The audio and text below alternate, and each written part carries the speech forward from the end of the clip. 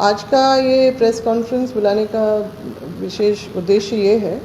कि अभी हाल में ही 6 अप्रैल को जो खतियानी झारखंडी पार्टी की स्थापना हुई और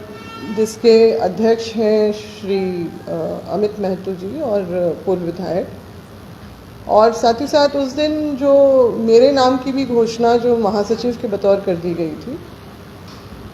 उसमें मैं ये कहना चाहती हूँ कि वो ना मुझे उसकी पहली सूचना दी गई थी, ना ही मेरी सहमति ली गई थी। वहाँ सिर्फ मीटिंग 24 जिलों से लोगों की उसमें उपस्थिति की बात थी। मीटिंग जो विचार विमर्श के लिए, जिसमें से निश्चित रूप से हमारे जो भाषा, स्थानीय नीति और जो नियोजन नीति को लेके और सारी बातें हम लोग जो बोलते हैं, मैं भी बोलती हूँ कि उद्योग नीति और विस्थापन और पुनर्वास की बातों को लेके मीटिंग की बात हुई थी वहाँ पर, जिसमें हमारे सभी लोगों को जो हमारे आंदोलन में साथ में चल रहे हैं सबके उपस्थिति की बात की गई थी, सूचना देने की बात की गई थी। मगर वहाँ पर काफ़ी लोग जो अनुपस्थित रहे तो हैरानी तो थी ही मुझे। और मैंने अपने संबोधन में जो शुरुआत के जो संबोधन में था, मैंने कहा भी था इस बात को कि जब हम लोग आंदोलन में साथ में चल रहे हैं तो बाकी लोगों को भी वहाँ पर होना चाहिए। और ये बात भी हो गई कि वहाँ पर पार्टी स्थापना की बात थी, तो इसको भी लेके थोड़ा सा मेरी प्रतिक्रिया उस समय भी जाहिर हुई थी और अप्रत्याशित रूप से बिना मेरी सहमति लिए गए मेरा नाम बतौर महासचिव घोषित कर दिया गया था कि किन्हीं कारणों से ये सारा कुछ करना पड़ा इस तरह से। तो उस समय तो मैं चुप रही, मगर निश्चित रूप से मुझे लगा कि पारदर्शिता नहीं शुरू से ही इसमें है, तो कहीं ना कहीं मैं भी बहुत असहज महसूस करने लगी। और फिर बाद में ये प्रतिक्रिया भी आने लगी बाकी लोगों के जो आंदोलन से जुड़े हुए हैं, आम जनमानस का भी, कि इस तरह का जो नहीं होना चाहिए था अभी इस तौर पे, क्योंकि मैं भी उसके हमेशा से ही पक्ष में रही हूँ कि जो भी फैसला हो सबको के साथ सबके विचार विमर्श होके और सबकी सहमति से ही किसी निर्णय पे हम लोगों को पहुंचना चाहिए। जो यहाँ पर नहीं हुआ था आनंद फानंद तौर पे, जो भी उनके अपने कारण रहे जो उन्होंने आज तक मुझे स्पष्ट नहीं किया है, तो मुझे फिर लगने लगा कि मेरा इस तरह से, क्योंकि मैं हमेशा से मैंने राजनीति में अपने सिद्धांत और नियम के साथ ही मैं चली हूँ, चाहे वो कांग्रेस पार्टी ही क्यों नहीं रही हो, मैं अपने शर्तों पे मैंने काम किया वहाँ पर भी। और यहाँ पर मुझे लगने लगा कि मैं अपने आप को बहुत असहज महसूस करने लगी कि इस तरह का, और बाकी हमारे भी जो साथी हैं वो भी छूट जा रहे हैं। तो इसलिए मैंने सोचा कि मैं इस पार्टी से अपने आप को अलग कर लूँ और बाकी जो हमारे अपने जो आंदोलन के साथी, जिनके साथ मैंने हमेशा, चाहे वो नौजवान हो या वरिष्ठ, हमारे अपने जितने भी अनुभवी नेता हैं, तो उनके साथ मुझे लगा कि मुझे रहना ज़्यादा बेहतर है।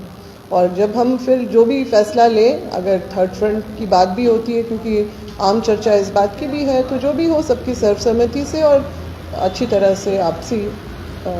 विचार विमर्श के बाद ही। तो इसीलिए फिर मैंने सोचा कि इसलिए मुझे अपने आप को इस पार्टी से, जो झारखंडी खतियानी पार्टी है, उससे अपने आप को अलग करना मैंने बेहतर समझा। तो ये मुख्य कारण है। और क्योंकि इसका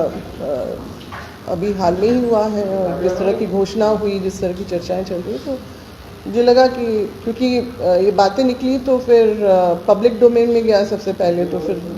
सब लोगों के सवाल उठने लगे, तो मुझे लगा कि प्रेस कॉन्फ्रेंस के माध्यम से ही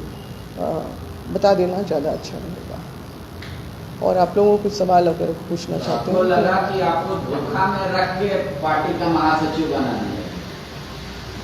लगा नहीं, हुआ यही। क्योंकि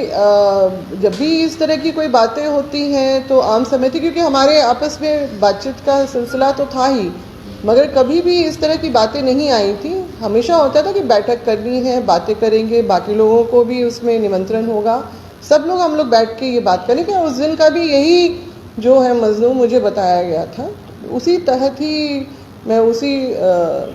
विचार के साथ ही वहाँ पहुँची थी। मगर वहाँ पर कुछ और नज़ारा देखने के लिए मुझे मिला और मैंने इस बात का विरोध भी किया था, प्रतिक्रिया भी की थी कि इस तरह से जब हमारे वरिष्ठ नहीं हैं, बाकी लोग नहीं हैं, तो इस तरह का यहाँ पर क्यों हो रहा है। तो आप मगर